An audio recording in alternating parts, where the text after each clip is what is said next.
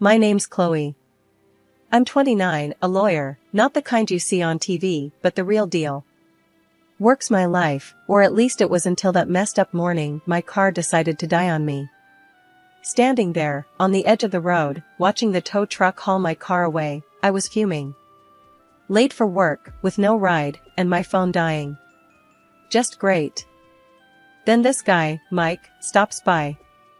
First thing he says, "Looks like you could use a hand." He's casual, driving this old pickup that's seen better days, but there's something about him. I'm thinking, do I really want to get into a stranger's truck? But then, what choice did I have? Only if you're heading towards downtown, I said, trying not to sound as desperate as I felt. Downtown it is. Hop in. He shot back with a grin that could disarm you at 20 paces. His confidence was something else. The ride was something out of a movie. We talked, or more like, he did most of the talking. Told me about his job in construction, how he loves it but hates waking up early. I shared bits about my lawyering, careful not to dive too deep into the boring details. You always pick up strangers? I asked, half joking.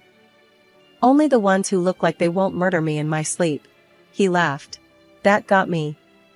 His humor, it was dry, kind of like mine. We exchanged numbers before he dropped me off. In case your car decides to bail on you again, he said. I rolled my eyes, but smiled. Didn't think much of it then.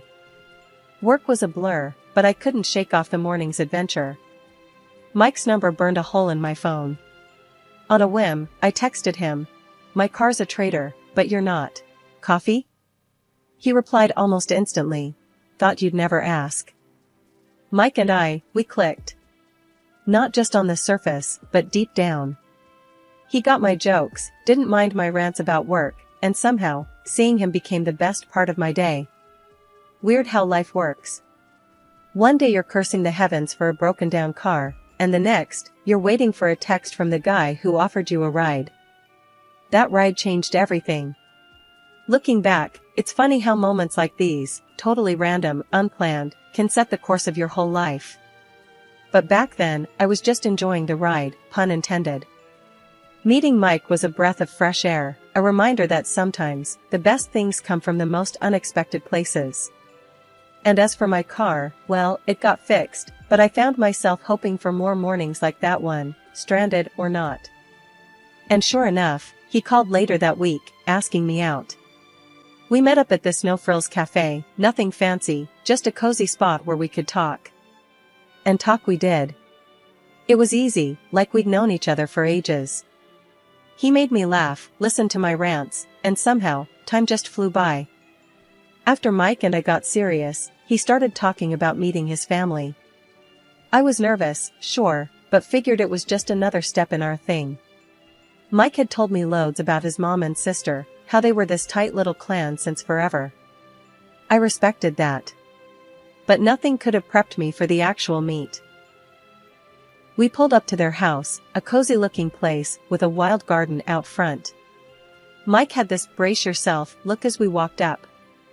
Remember, they're a bit intense, he warned, ringing the bell. Intense? I echoed, raising an eyebrow. I'm a lawyer, Mike. I deal with intense for breakfast. The door swung open, and there stood his mom, Carol, and sister, Lucy. First impressions? Carol had the scrutinizing gaze that could peel paint, and Lucy seemed to mirror her, minus a few years. Mike. And you must be Chloe, Carol said, her voice sweet but her eyes doing a full audit. Come in, come in. The living room was like stepping into a different era, all antique furniture and photos. Mike introduced me properly, and we sat down, the air thick with anticipation. So, Chloe. Carol started, all casual. Mike tells us you're a lawyer. That must be interesting. Yeah, it's got its moments, I replied, trying to keep it light. Lucy chimed in. Must rake in a pretty penny, huh? I laughed, a bit taken aback. Well, it pays the bills, and then some. Mike shot me a look, a mix of apology and I told you so. The conversation steered into downright nosy territory real quick. Carol leaned in. But exactly how much are we talking? You know, just out of curiosity. Ah, trade secret. I quipped, hoping my smile hid my discomfort. Mike tried to change the subject, bless him, but the two were like bloodhounds on a scent. After dinner, which was an interrogation disguised as a meal, I heard them in the living room, speculating about my salary based on the brands I wore and the car I drove. Mike found me in the kitchen, refilling my glass. Hey, they're just protective. Don't mind them. Protective? I muttered, swirling my drink. Feels more like an inquisition. We tried to make the best of the rest of the evening, but it was clear there was a gap between us and them. As we left, Carol's too sweet goodbye and Lucy's smug wave felt like a challenge. On the drive back, Mike kept apologizing. They can be a bit much. I'm sorry, Chloe. It's fine, I said, though it wasn't, really. Just wasn't expecting the Spanish Inquisition. Mike laughed, that easy sound I'd fallen for. No one expects the Spanish Inquisition. It was our first real test, meeting his family. I thought back to my own, no-nonsense folks who valued privacy and respect. Mike's family was another world, one where boundaries seemed optional and every detail of your life was up for debate. But I liked Mike a lot. Enough to weather a bit of family drama. Still, as we headed home, I couldn't shake the feeling that this was just the beginning. Little did I know how right I was. Marrying Mike was like a whirlwind. Everything happened so fast, from the proposal to planning the wedding. I thought maybe, just maybe, tying the knot would smooth things over with his mom, Carol, and his sister, Lucy. Spoiler alert, I was wrong. Our wedding day was a blur of flowers, vows, and a small sea of faces. Despite the rush, I caught Carol and Lucy throwing looks that could curdle milk. I brushed it off, focusing on Mike and the new chapter we were starting. At the reception, Carol cornered me. Chloe, dear, this is quite the event. You must have spent a fortune. I forced a smile. It's a special day. We wanted it to be memorable. Lucy piped up from behind her mom. Yeah, memorable and expensive. Hope Mike knows what he's signed up for. I bit back a sharper retort. We're both happy. That's what matters. The tension didn't end with the wedding. If anything, it ramped up. Carol and Lucy started dropping by our place unannounced, each visit an exercise in patience. They critiqued everything from my cooking to how I decorated our apartment. One evening, they outdid themselves. Carol, gloved hand and all, dragged her finger across the top of our bookshelf and sked at the dust she found. Really, Chloe, cleanliness is next to godliness, she said, smirking. Lucy was quick to join in. Yeah, and I guess we're living among mortals here. I clenched my jaw, counting to 10 in my head. Well, I didn't realize we were hosting royalty. My mistake. Mike, ever the peacemaker, tried to laugh it off. Come on, you three. Let's not start World War III over a little dust. But the visits grew more frequent and their comments more cutting. I started dreading the sound of the doorbell. Each time they left, I felt more like an intruder in my own home. I finally broke down and told Mike how I was feeling. Your mom and sister, they're making my life hell. It's like they're marking their territory, and I'm the outsider. Mike looked torn. I know it's tough, but they're family. They just need time to adjust. I'll talk to them, okay? But talking seemed to translate to nodding along while they ranted about me not being good enough. Things reached a boiling point one day when they came over, criticizing the dinner I'd made. This is interesting, Carol said, poking at her food. Lucy snorted. Interesting is one word for it. Fed up, I snapped. You know, not everyone can be a Michelin star chef. If you don't like it, maybe next time, you can cook. That shut them up for all of 5 seconds. Mike's attempt to smooth things over didn't help much. Chloe's right. Let's appreciate the effort, okay? The effort felt futile, though. No matter what I did, it was never enough. They wanted me to change, to mold into whatever perfect daughter-in-law image they had in their heads. But that wasn't me. I'd hit my limit with Carol and Lucy's endless nagging and snide remarks. Their arrogance was something else, like they were the queens of some small kingdom and I was the unwelcome commoner. I'd told Mike about how they were grinding me down, hoping he'd step in. His response? "I'll talk to them," he said, his voice so wishy-washy it made me see red.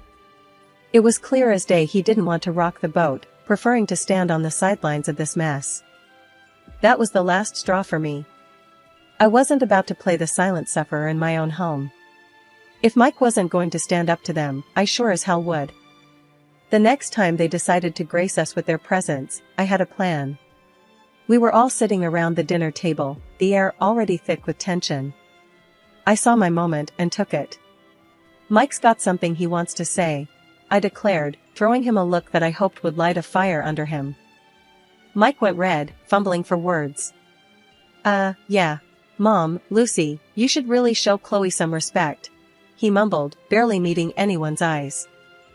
You could have heard a pin drop. Carol's face went from 0 to furious in a heartbeat. "Respect?" she spat, her anger not aimed at Mike, but squarely at me.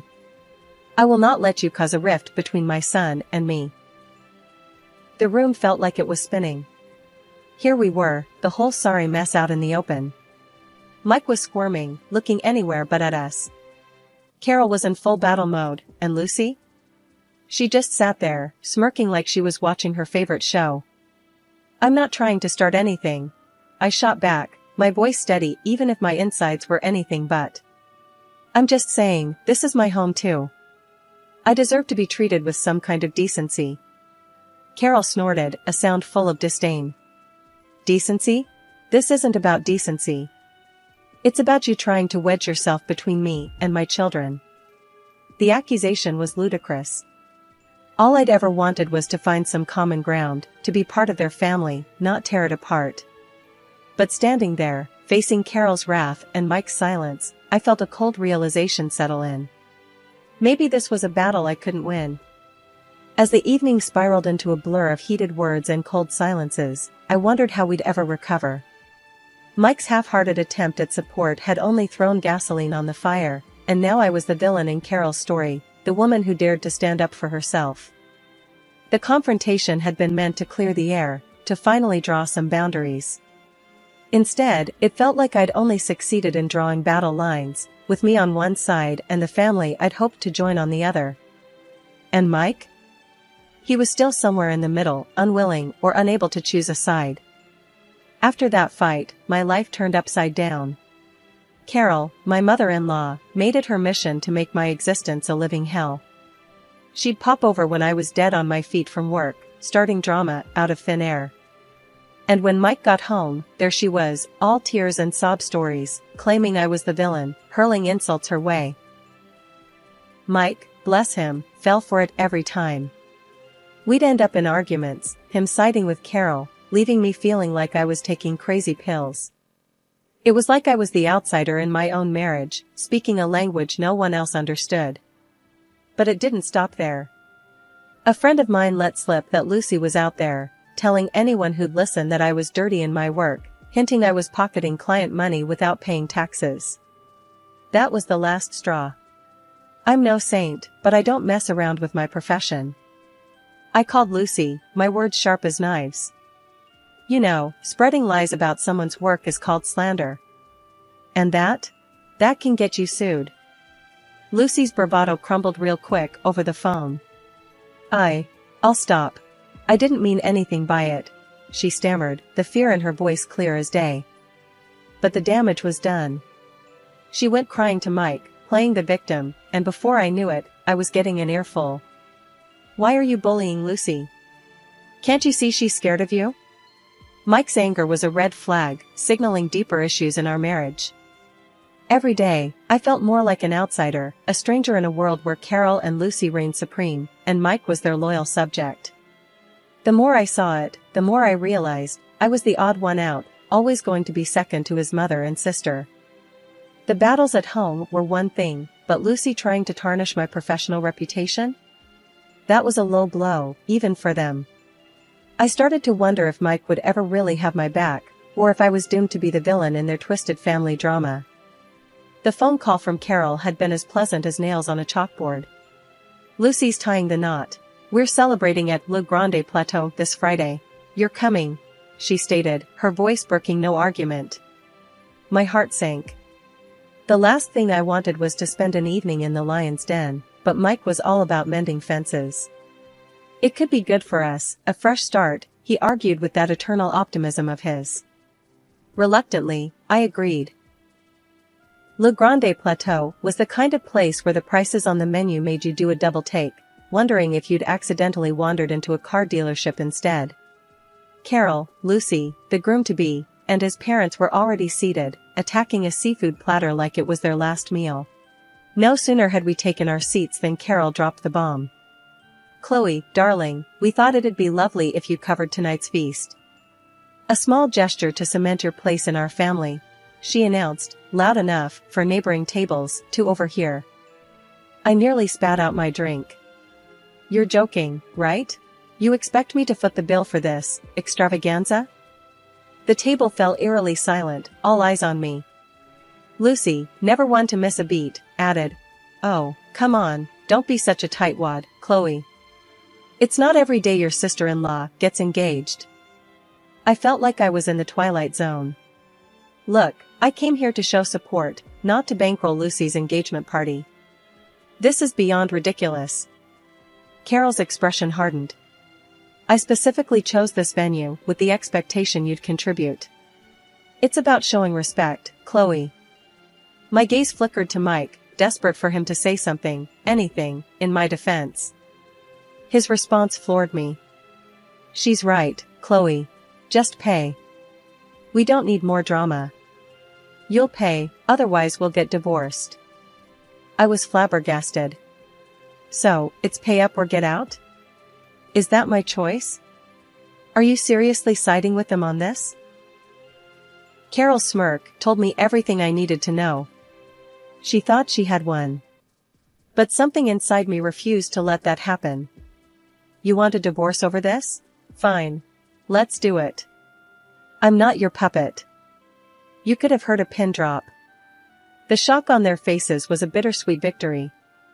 I stood, my chair scraping loudly against the tile. I've had enough. Enough of the manipulation, the insults, and this sham of a marriage. As I stormed out, their bitter words followed me, but they bounced off me like I was made of steel. I was done. Done playing the villain in their messed up family drama.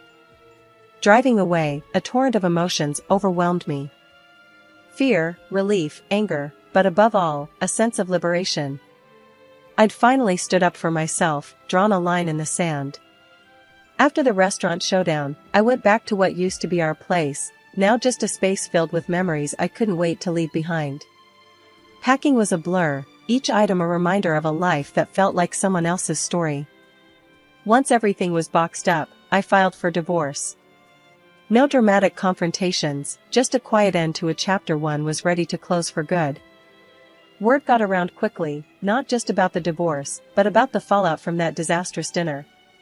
Turns out, Carol had tried to pull the same stunt with the groom's parents, insisting they cover the extravagant bill. That backfired spectacularly.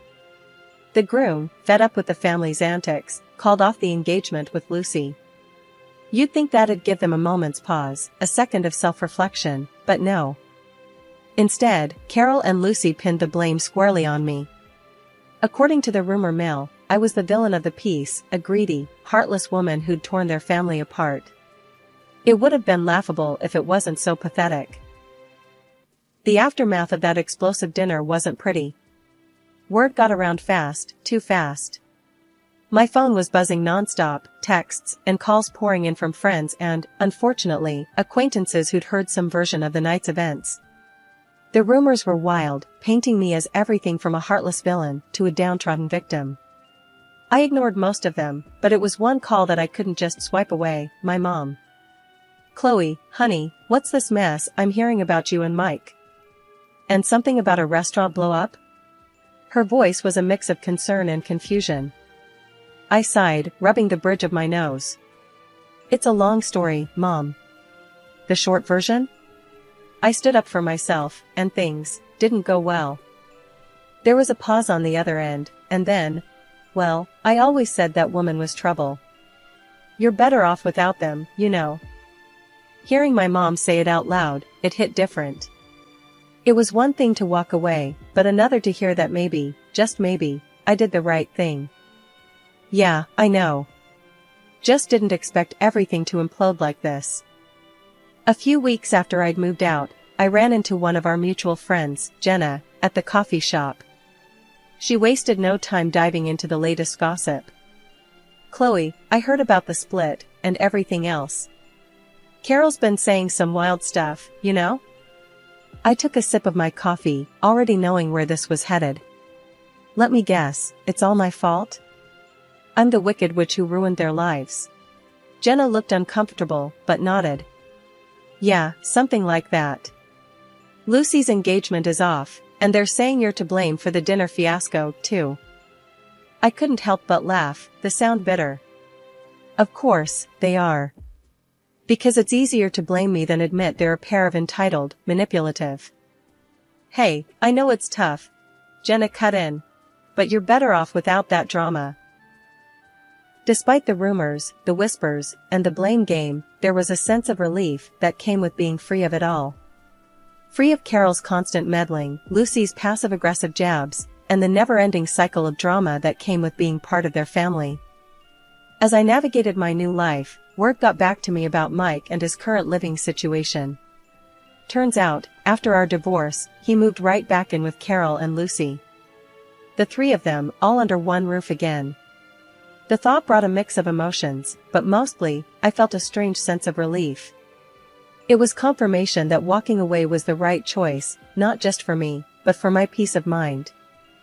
I heard through the grapevine, snippets of conversations at local cafes, and the occasional overheard chat at the grocery store, that their antics hadn't stopped with me.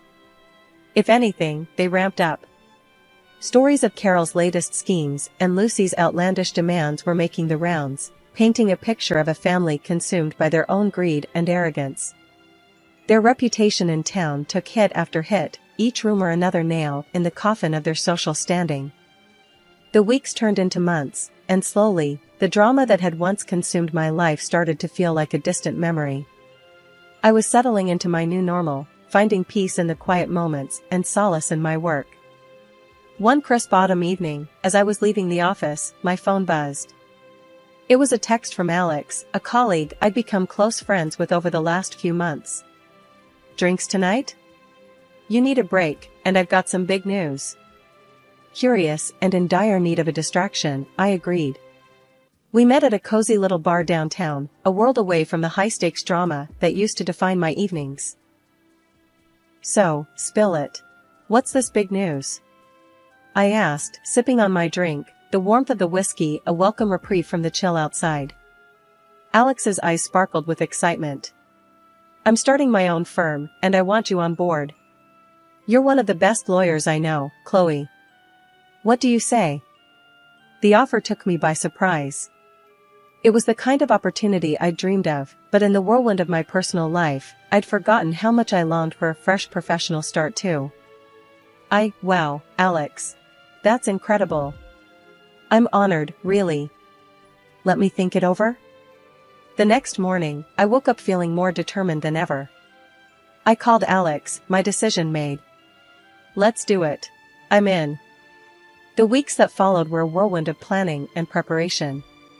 We found an office space, started building our client list, and every day felt like a step towards something exciting, something mine. And then, amidst the chaos of starting the new firm, I bumped into Mike. It was the first time we'd seen each other since the divorce was finalized. The encounter was awkward, charged with the ghosts of our shared past. Chloe, hey, you're looking good, he said, the words feeling like a peace offering of sorts. Thanks, Mike. You too. How's everything? We're getting by. Mom and Lucy, they're still them, you know? I nodded, no longer feeling the sting of their names. I'm sure they are. Listen, Mike, I wish you all the best, really. As I walked away, I realized that this was what moving on felt like. It wasn't forgetting the past but learning from it, not dwelling on the hurt but focusing on the growth that came from it. I was moving forward, one step at a time, into a future that was all mine to shape.